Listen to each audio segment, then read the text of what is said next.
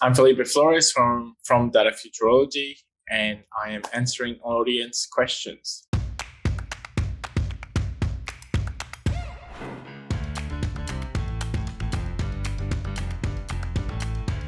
Great question.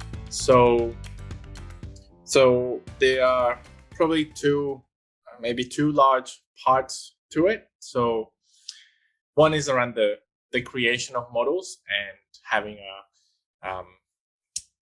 an easy way to create large quantities of models on an ongoing basis, and be able to track that the models, the new models that you're creating, are superior and performing better than the existing models. So that needs to be sort of tracked and managed during the creation of the models. Then once there is better models or new models, it can be completely new areas too. But once the model exists, that will be deployed into production. Then the idea is to have a nice pipeline that will take the model and be able to run it on an infrastructure that makes it consistent, the output's consistent, readily available, and that it can be used as a service throughout multiple platforms, ideally, and be served to multiple people within the organization and outside the organization, ideally, depending on the use case. So if we think about the first part, the creation of the models, that all starts with a good feature store. So having as an ideal, I'm talking about the ideal here, it starts with a high quality feature store with a curated data set that can be used as an input for multiple machine learning and AI projects. So you want that high quality data as an input. If it's a feature store, then even better. And on the part of the creation of the models, it's one thing that I've seen as beneficial. Something that we use in my teams is we leverage AutoML, and there's AutoML packages that are open source in Python and in R, and then there's vendor solutions that have vendor platforms that have AutoML functionality in there, and then there's other vendor products that are specifically AutoML.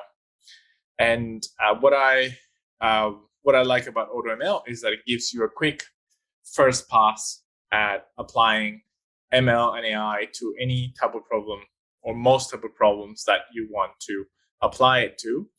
And it doesn't mean that it has to be the final model, but it's definitely the quickest way to get to a first model that provides a benchmark. So the benefits are that it gives you a lot of coverage very quickly, as in you can apply machine learning and AI to multiple areas very quickly, and it gives you that first benchmark on a starting point on what ML and AI can do for a particular problem. From there will be areas that are beneficial for the organization to invest in more heavily to create more handcrafted models.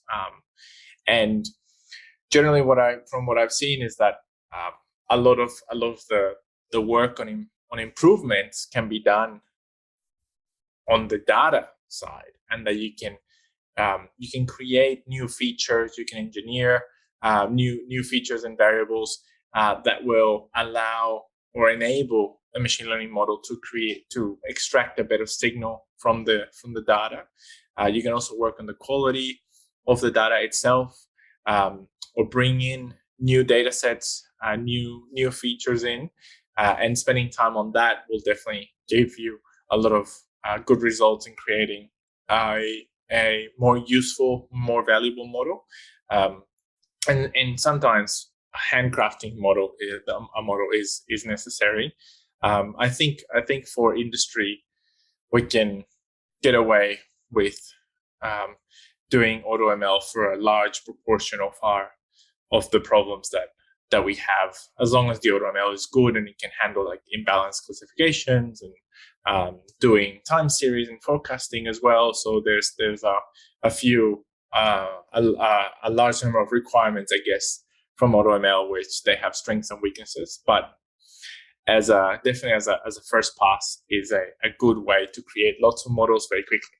So that's kind of on the model creation side. And then there is and I should say the model creation side is more of the science component. And then once we have a model that we want to take to production, we move more into the engineering world. So ML engineering, data engineering, we move into the engineering part of the equation, where we want to track that the models are performing better than previous models, where a previous model exists. So we want to see that the right metric is going up, and sometimes it's accuracy, sometimes it's not. So it might be sensitivity, specificity, it can be F1 score, it can be a number of metrics that are important here. There could be metrics around bias or fairness that we want to see improving over time. And sometimes improvement is a larger number over time, sometimes it's a smaller number over time. So defining how this particular model will be evaluated is important. Having the right data set for the models to be evaluated against, that a data set that the model hasn't seen before.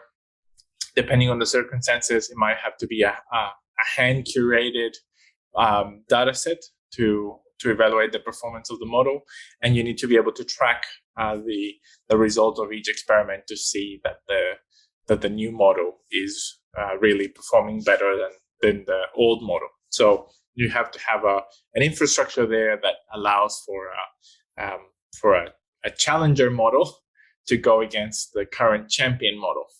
And you want to be having these champion-challenger combinations or debates on an ongoing basis, and then being able to see how the new challenger or the new champion would have performed on a historical basis. Sometimes it's important to do that, sometimes not, depending on the model and the type. So if you have, for example, models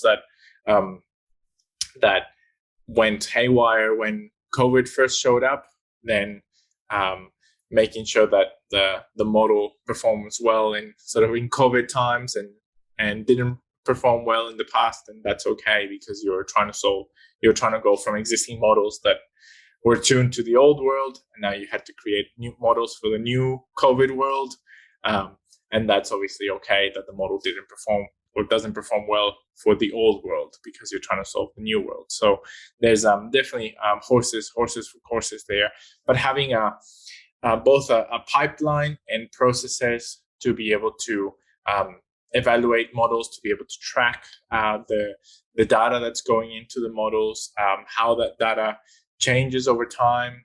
So there's a component there of data drift, that sometimes we have models that have been trained on a particular set of data, and it could be that a model might be trained on data that's people aged 20 to 60, for example, just that it happened that way based on data availability.